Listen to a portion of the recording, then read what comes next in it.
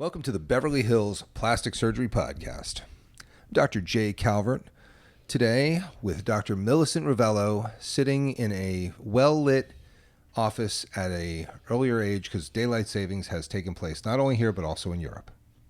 Hi, thanks for having me. It's good to have you. Thanks. I'm happy that it's light outside.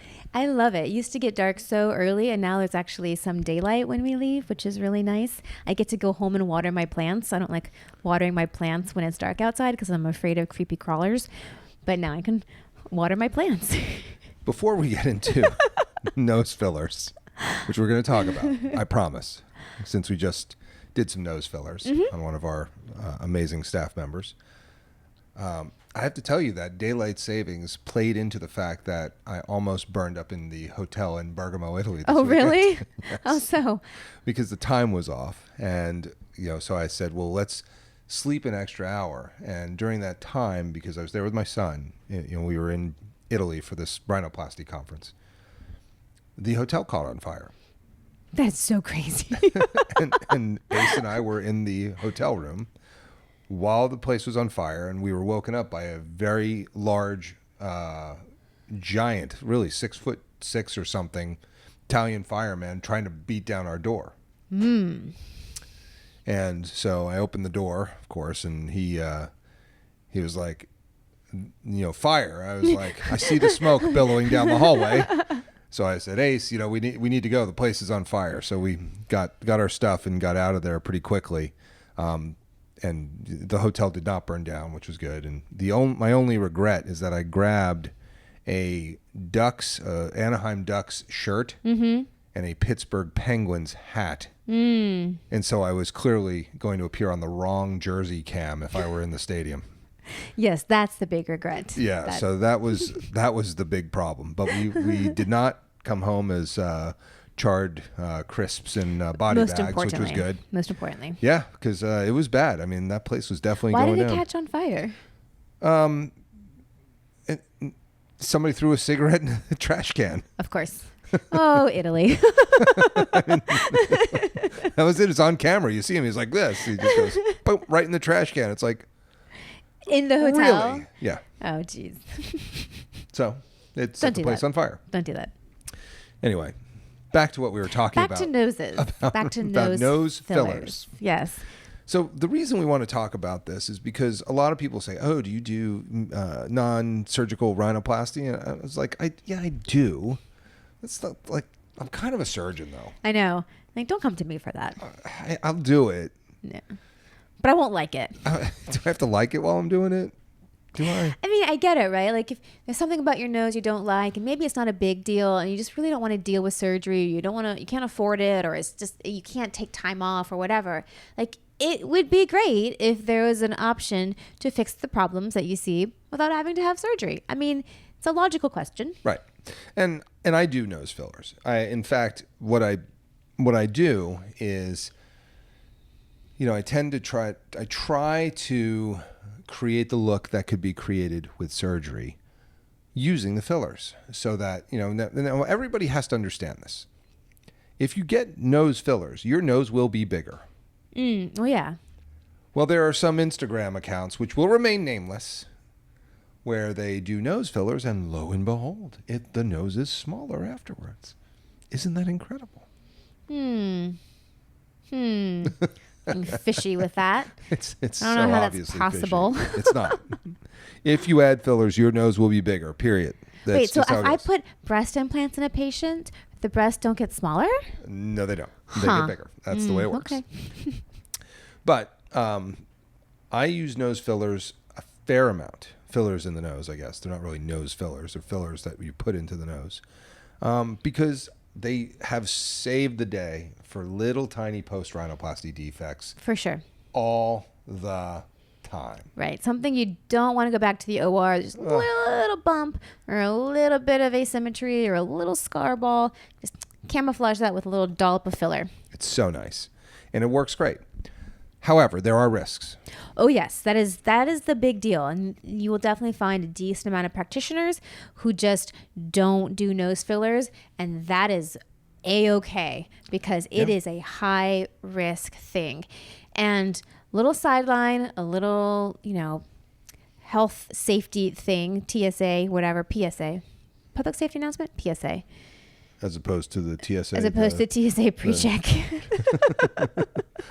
Although maybe you should do a TSA pre-check before you go get your nose fillers. Totally. Because please go to a doctor. And I don't want to say anything about any other kind of practitioner, because I love a lot of non-doctor practitioners. I think Orla's amazing, and she's actually I would include her in the doctor category for this. Basically, go to someone that has experience. Yeah. If this is something that you're going because you got a Groupon for some med spa down the street, stay far away from nose fillers. Let them do your Botox, that's fine. But nose fillers is a high risk procedure. Yes. And really go to a practitioner, whether it's a PA or a doctor or a dermatologist, plastic surgeon, who does this routinely and knows how to do it safely. 100%, because there are vessels that you can hit. Nose anatomy, nasal anatomy is really key to understand about how to avoid problems. And I'll tell you, I've had some skin necrosis with nose fillers. That's the big problem. It is. I mean, the skin dies, and you get these ugly wounds, and they have to heal, and they do heal eventually. But I had a patient. The skin is usually never going to come back to how it was. No, and I had a patient that got a nasolabial fold fillers in another country, and she came to me, and her entire nostril got knocked off because they injected the angular artery directly. Yep.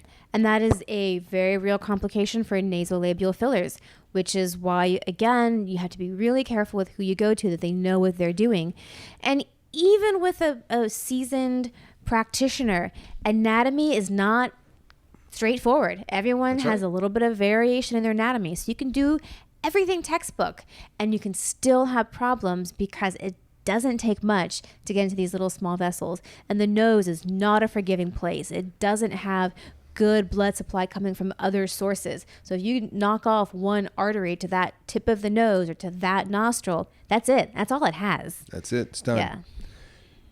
And we see these problems, like all you have to do is Google search it, and you'll be like, I'm never getting fillers in my nose.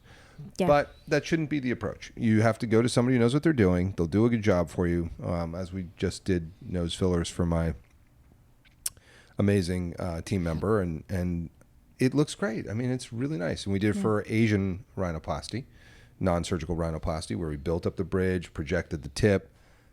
Home run. Looks really nice. I think that, it's a good way to test, especially in Asian rhinoplasty. Do I want to get my nose built up and all that? You can test it with fillers. It's really easy to do. It is a good way to test it. But yeah, you just got to know that there are, there's risks. There are risks. And I am one of those practitioners that just doesn't do it because in my world, I worry enough about my surgery patients. I worry about them to death, about complications they could potentially have, that I don't need to add another layer of worry for my filler patients. I don't need my clinic day to now also become a day where I'm worried about what I'm doing. It's just not worth it to me. That money does not make a difference to me. It's not worth it to me to worry if I killed off the tip of their nose that day. Like, I'd rather worry about my surgical complications than like what I did, in 10 minutes in the office.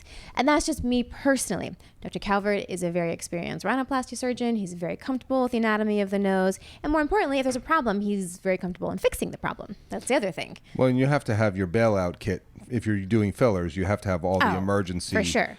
Hyaluronidase, all that stuff. You got to just pump it in there. Like there is a protocol for we're having a problem with this filler. Right. We got to fix it. And that is for sure. You got to have all of that on standby. Yeah. I mean, the thing is, like, this is how I feel about filler complications and why I'm not a big fan of doing fillers myself for patients. A person's coming in for surgery. People understand that there are risks with surgery. It's inherent in surgery. When things happen, it's like, oh, that sucks, but it was surgery. We know there's potential complications. The average person coming in for fillers, their mind is not in that place. They're, it's like, oh, I'm getting my hair done, I'm getting my nails done, I'm getting my filler touched up, I get my Botox done. And they are not in the mindset or expecting that they could have a catastrophic complication from something that seems so simple. And that is just hard for me to take the responsibility for. Catastrophic is the word too, because if you knock off the tip of the nose, that's a huge it's a mess problem. Yeah, you're talking about a forehead flap. Yeah. You're talking about bilobe flaps. You're talking about some kind of way to close that wound that isn't going to be cute. Whatever $1,000 I made on that procedure is not worth it to me. Well, that's smart. It's good for you to know. I'm right here. I'll take care of all that for you. Oh, send refer them over them to you. That's right. No and problem. You'll go, yeah, I do that. No, I don't mind. I don't mind doing it. I had a patient actually. So this is like one of those like it just keeps getting worse. So I'll tell it. So she comes in. She goes, I think I want to have a rhinoplasty, but I want to start by trying fillers in my nose to see if I like it. And I said, okay. Sounds reasonable. Right. So then I put the fillers in. She's like, I love it. I'm going to wait till the fillers are dissolved, like they go away, and then I'll come back and get a rhinoplasty. It's like, okay. I never see her again for like 2 years. Then she comes back. She goes, I had a rhinoplasty, and it's really bad. It was. I was like, what part of like you were going to come back and we're going to fix this thing? Did I miss something? She was like, I don't know why. One of my friends convinced me that this guy was amazing, blah, blah, blah, blah. And she told me the name. I was like, I don't even know who that is. You know, so it wasn't in my world, in my little crew of, which isn't that little, of nose people. Surgeons, right. So I'm like, oh, okay, well, whatever. So she's like, all right, so I need a revision rhinoplasty. So I was like, fine. And so then she goes and gets a revision rhinoplasty somewhere else. No. I swear to God. Oh my gosh. It's going to keep getting worse. I'm telling you. Gosh. So she comes back. She goes, I went and I had a revision rhinoplasty and it didn't turn out well. I was like, okay. Where did our plan go for me to do the rib graft and fix it? She goes, I didn't want a rib graft, so I got ear cartilage. I was like, not going to work. But I told you that wasn't going to work. That's why we needed the rib, right? And she's like, I know. I believe you now. So. She thought she was going to save some time and some money and some recovery by going and doing a lesser procedure. And now here we are with twice as much time and money. So then she goes, I'm ready to have the rib graft. I was like, yeah, like it's about time. Like you need it. But anyway, she got a rib graft and she was happy. And so this is why you shouldn't have nose filler. I'm not sure. I don't know the I'm answer. joking. That was clearly a joke. But what? I was like, what are you talking about? Like, you know, but her nose filler looked amazing. I'm sure it did. She did. She's like, I love it. I'm ready to have my rhinoplasty. Oh, that's kind of a sad story. I'm not going to get the guy to do it who did the nose filler correctly. I'm going to go someplace else and see if they can guess what it is that needs to be done. I mean, it was like, oh, okay. So anyway, just a little funny nose filler story. It wasn't that funny for her. Because, of course not. She's had like 3 years of bad nose jobs until we finally got her fixed. She looks great now. Time and expense, and that's unfortunate. Now. Very, very nice person. Good. Just didn't quite do the math. I was like, all right. Yeah, but I think that you should know about nose fillers. It's important. It's great in the post-rhinoplasty defects. Have to be safe. It's obviously safer on the bridge than it is in the tip of the nose. That's where the problems occur. But you know, you can do it for a primary, you know, kind of check it out type of non-surgical rhinoplasty. You can do it for little defects and deficits. It works. Just go to somebody who knows what they're doing. Yeah, do your homework, for sure. Well, I think that's about it. I think we've covered it, Dr. Rovelo. I think that's it. Then this is the Beverly Hills Plastic Surgery Podcast coming to you from the 90210.